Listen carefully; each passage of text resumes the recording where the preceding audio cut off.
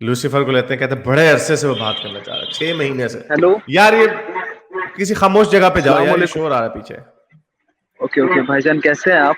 मैं सर बिल्कुल ठीक, जल्दी जल्दी बोलें सर, क्या कहना चाहेंगे? अरे सर, बहुत बड़ा फैन हूँ आपका सर, कसम खुदा की। अब मैं तो एथिस्ट हूँ, बट मैं फीलिंग्स में बयान नहीं कर सकता। मैं अभी मुंबई में रहता हूँ सर, इंडिया में। मैं अभी कहीं जा रहा था, मैंने अपनी मेट्रो छोड़ दी और मैं साइड ओहो। में आके मैंने कहा आज तो मैं बात करूंगा ये आपसे, भले ही मेरी मेट्रो छूट जाए, मेरी क्लास छूट जाए। मैं कब से, मैं बता नहीं सकता कि मैं कब से आपसे बात करना चाहता हूँ सर। और अगर मैं चलें सर। एथिस्ट हुआ हूँ और अगर मैं एथिस्ट हुआ हूँ तो उसके पीछे सर आपका भी बहुत बड़ा रोल है सर। मैंने आपके वीडियोस देखे। मैं क्या, मैं बहुत नर्वस हूँ सर। मैं बहुत, कैसे मैं चलें बयान करूँ अपने सर, फीलिंग्स को? बहुत नहीं, बिकॉज आपका आपके बहुत। इतने फॉलोअर्स है ना, आपके इतने फॉलोअर्स है सर, और आप इतने कॉल्स लेते हो। ज्यादातर तो ह्यूमन बीइंग जी या फिर आप ये गालिब भाई, इन लोगों से ज्यादा बात करते हो। आप नॉर्मल कॉल्स लेते नहीं हो, मुझे ये भी पता है। तो मैंने सोचा, आपने जैसे ही स्ट्रीम यार्ड अभी शेयर किया, मैं अभी बाहर निकला, मैंने जल्दी से क्लिक किया। मैंने कहा आज तो बस बात हो जाए आरिश भाई से। नहीं, मैं सारों की, मैं अक्सर, मेरी कोशिश ये होती है कि मैं नए लोगों की कॉल कुछ पहले लूं। वो असल में होता हम्म, ये, एक तो अभी भी जो बहुत सारे जो लोग जो हमारे पुराने पापी हैं ना, वो बड़े पुराने पापी हैं। वो जैसे ही मैं लिंक को हम्म, अवेलेबल करता हूँ, वो फौरन ही उसको क्लिक करके घुस जाते हैं। फिर वो ये जो जी। स्टूडियो होता है ये फुल हो जाता है, इसमें 10 आ सकते हैं एक वक्त में। तो बाकी वो मेरे पास और नोटिफिकेशन आ रहा होता है कि कोई घुसने की कोशिश कर रहा है। अभी जैसे एक मोमिन भाई यहाँ पे बड़े अरसे से वो मेरे से पंगा लेने की कोशिश कर रहे हैं, लेकिन वो कहते हैं कि उनको लिंक मिलता ही नहीं। तो मैं जैसे लिंक अवेलेबल करता हूँ, लोग उसके ऊपर चढ़ जाते हैं, मैं क्या करूँ? सर, मैं लेकिन बताना चाहूंगा, मैं सिर्फ 20 साल का हूँ। एंड मैं इसी साल जनवरी में ही एथिस्ट हुआ हूँ सर। बिकॉज देखो सर, नॉर्मली होता क्या है कि सर, यंग लोग जो होते हैं ना, आपने अपने वीडियोस में कई बार कहा है कि जो यंग लोग हैं अगर वो समझ जाए तो उनके लिए आगे के लिए बेटर होगा। बिकॉज एक टाइम वेस्ट नहीं होगा। तो मेरी भी फैमिली काफी कट्टर है, अभी भी रिलीजियस है। मेरी मम्मी, मेरे पापा, फैमिली में सारे लोग। बट मेरे मन में कहीं ना कहीं ये सवाल आता था कि यार, ये मतलब बहुत सारे सवाल, जब मैं कुरान शरीफ पढ़ता था तो बहुत सारी बातें मेरे माइंड में आती थी कि यार ये क्या लिखा है, ये नहीं लिखा। और रिग्रेट भी फील होता था, क्योंकि सर सबसे पहली बात तो है कि मना करते हैं ये लोग। ये कहते थे कि इसके ऊपर तुम सवाल नहीं उठा सकते, अगर इसमें कुछ गलत भी है, कुछ भी है, तो इस बारे में तुम सोच नहीं सकते, ये ईमान से खारिज हो जाओगे। तो वो सब डर में था मैं। और लॉकडाउन के बाद मतलब ऐसे सिचुएशंस में था, मेरी फैमिली में काफी सारी प्रॉब्लम्स आई थी। तो मैं सोचता था कि यार, मैं इतनी दुआ करता हूँ फजर में उठ उठ के, फिर भी कुछ ठीक नहीं हो रहा। कहीं तो कुछ तो गड़बड़ मुझे लग रहा है कि ये क्या है क्या नहीं। बट एक दिन क्या हुआ सर, यूट्यूब पे चमत्कार हो गया। पता नहीं आपका वीडियो कहाँ से आ गया, वो जो आपने 6-7 मिनट की आपकी वीडियोस है जिसमें आपने कहा वाई आई लेफ्ट इस्लाम। तो उस पे 1-1.5 लाख व्यूज थे। तो मैंने वो वीडियो क्लिक करके देखी सर, उस वीडियो ने मेरी जिंदगी बदल दी और मेरा नजरिया बदल दिया सर। मैं सच कह रहा हूँ। चले, मुझे खुशी है कि वो वीडियो आपकी नजर से गुजरी, आपकी रिकमेंडेशंस में है। यूट्यूब सुन लो इसको, बाबा यूट्यूब, मेरी वीडियोस को रेकमेंड करो। सो और आई एम पता हैप्पी, है आई सर, एम एक हैप्पी कि एडवाइस मुझे चाहिए आपसे, एक छोटा सा एडवाइस चाहिए कि सर अब मुझे क्या करना चाहिए। क्योंकि मैं खुद एक लर्निंग प्रोसेस में हूँ, काफी कुछ मैंने जाना है, कुरान शरीफ को तर्जुमे से पढ़ा और उसमें जो गलत है उसके ऊपर क्वेश्चन भी मन में किया। और अभी तो मैं पूरी तरह से एथिस्ट हो चुका हूँ, मैं नमाज़ें वगैरह भी नहीं पढ़ता हूँ। आज तो यहाँ जुमा थी, मैं मुंबई में यहाँ जॉब करता हूँ, काफी सारे मेरे फ्रेंड्स जाते हैं। बट मैं खुल के उनको नहीं बताता हूँ कि मैं अंदर से एक एथिस्ट हूँ। तो मुझे आपसे सर ये एडवाइस चाहिए कि क्या मुझे फैमिली के सामने ये चीज जाहिर करनी चाहिए या नहीं? देखें, ये सर्कमस्टेंसेस डिपेंड करते हैं कि आपकी फैमिली कैसी है, कितना सख्त है, आप उनको ज्यादा बेहतर जानते हैं मेरे से। लेकिन मैं आपको ये बात जरूर बताऊंगा कि ये यूनिवर्सल सी एडवाइस है हर एक के लिए, कि जब तक आप फाइनेंशियली इंडिपेंडेंट नहीं हो जाते, जब तक आप अपने पैरों पर खड़े नहीं हो जाते, और ये वक्त आता है तकरीबन 25-26 बल्कि 30 साल की उम्र तक ये वक्त आता है सही तरीके से। क्योंकि अगर आप इंडिपेंडेंट भी हो जाते हैं तो आपको फिर भी अपने माँ बाप से प्यार तो होता है, आप उनका देखभाल तो रखना चाहते हैं, आप उनका ख्याल तो रखना चाहते हैं। आप ये नहीं चाहते कि वो, जी। और वो भी थोड़े यंग होते हैं, उनमें भी जोश होता है अभी थोड़ा। तो ये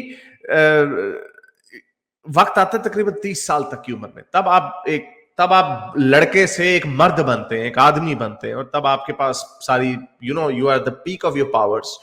तो उस वक्त आप अपने बातों का, ख्यालात का इजहार कर सकते हैं, लेकिन तब भी आपने रेकलेस नहीं होना।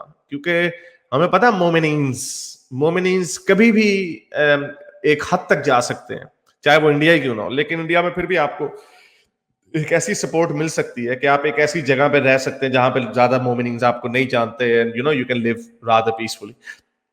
लेकिन अनफॉर्चुनेटली ये प्रॉब्लम पाकिस्तान में लोगों को ज्यादा है, बेचारों को, वो कहीं नहीं जा सकते, और अगर कहीं चले भी जाएं, किसी बड़े शहर में चले भी जाएं, तो तब भी उन्हें छुप छुप के रहना पड़ता है, अपने ख्यालात के इजहार नहीं कर सकते। तो उनके लिए मैं ये ऑप्शन देता हूँ कि इतना पढ़ लिख जाओ, इतने सक्सेसफुल हो जाओ कि तुम मुंह उठा के इंग्लैंड चले जाओ, मुंह उठा के अमेरिका चले जाओ, यानी सैर सपाटे के लिए, तो अब आपकी जहनी हालत ठीक रहती है। So you sounding very young, आप अपने आप को मैं फाइनेंशियली सिर्फ इंडिपेंडेंट 19 का हूँ सर, करें। अच्छा, तो सिर्फ 19 ईयर्स का हूँ आपने आपको जी। मैं फाइनेंशियली यहाँ जॉब इंडिपेंडेंट करता करें। हूँ। जी।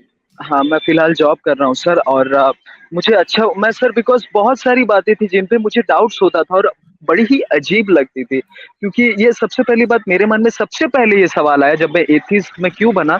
एक बात मेरे मन में बहुत मतलब खटकती थी, क्योंकि ये कहा गया था, जो हमारे मौलाना होते या हाफ़िज़ होते थे, वो कहते थे कि यार अगर कोई काफ़िर मरे, कोई हिंदू मरे तो ये दुआ पढ़ो किनारे जहन्नम।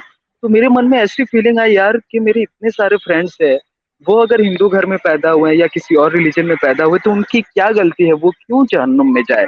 ये क्या है? मुझे ये बातें कहीं न कहीं गलत लगती थी। तो फिर बाद में जब मैंने पढ़ा तो मुझे पता चला कि हाँ यार, ये सब बातें सच में लिखी हुई है इन किताबों में। तो ऐसा क्यों है? तो ये सब सवाल मेरे मन में आते गए, आते गए, जवाब कहीं से नहीं मिल पा रहा था।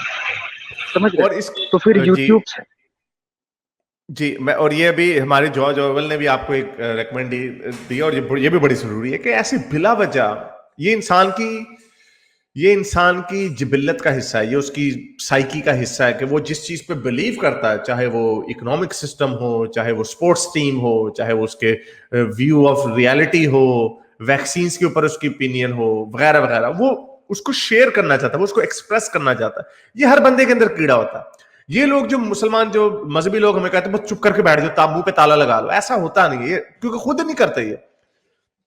क्या ये तबलीगें एग्ज़ैक्टली सर। क्या ये तबलीग बाज करने से बाज आए? कभी कभी नहीं आएंगे। तो ये इंसान का तो, लेकिन आपने भी, क्योंकि अब आप रैशनली एजुकेट हुए हो, तो आपने भी इसमें ये कोशिश नहीं करनी कि आपने लोगों को कन्वर्ट करना, उनको आप अपने ओपिनियंस के शेयर करेंगे, तो बिला वजह इसकी तबलीग भी ना करना एथीज्म की। Enjoy your life.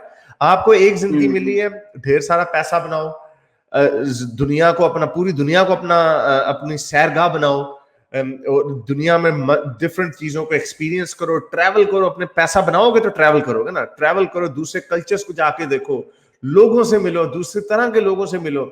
जिंदगी को मस्जिद से निकाल के ना, जिंदगी को एक अच्छी इंजॉयबल जिंदगी बनाओ, ताकि जब आप 80 साल के मरने वाले होंगे ना, तब आपको हाँ यार मैंने जिंदगी अच्छी गुजारी। एक 5 वक्त की नमाजें फजूल में माथे टेक टेक के, वो जो मुंह पे वो जो माथे पे इनके वो काला सा निशान पड़ जाता ना, वो नहीं बनेगा। आप वो नहीं दिखाओगे लोगों को, आप अपना पासपोर्ट दिखाओगे, जी, देखो मैं जी, इतनी जी। दुनिया में गया। और जी, हाँ सर, सिर्फ 1 मिनट एक और बात कहना चाहूँगा, क्योंकि बहुत फर्स्ट टाइम आपसे बात हो रही है। बातें तो बहुत सारी है मन में, बट आपके पास भी टाइम बहुत कम है और मुझे भी कहीं जाना है। एक छोटी-सी बात ये कि मैंने कुछ दिन पहले अपने मम्मी से बातें शेयर करने की कोशिश की थी। मैंने मम्मी को कहा था कि मम्मी आप नमाज़ पढ़ती हो, कुरान पढ़ती हो, तो देखो ना ये लिखा है, इसका कोई तुक नहीं बनता, ये बेवजह की बातें लिखी है, ये तो इंसानी किताब लगता है मुझे। मैंने ऐसा कहा, मैंने ओपनली उनको नहीं कहा कि मैं एथिस्ट हूँ, हो गया हूँ या कुछ।